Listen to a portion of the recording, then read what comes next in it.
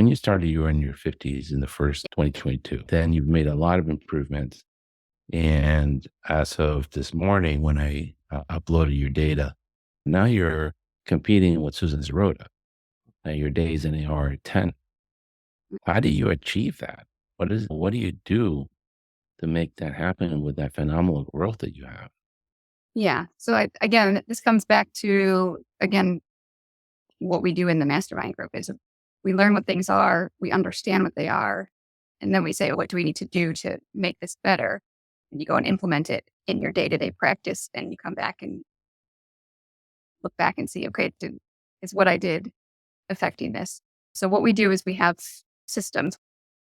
We have a scribe that helps us write our notes, so we don't have to get behind on writing our notes. So our notes are finished and completed.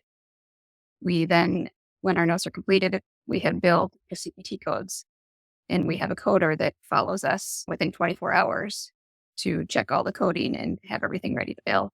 And our billers are right behind that person, usually the same day, sending out the claims. We have a very quick turnaround time of all of our claims from the day getting out, usually within 2 days.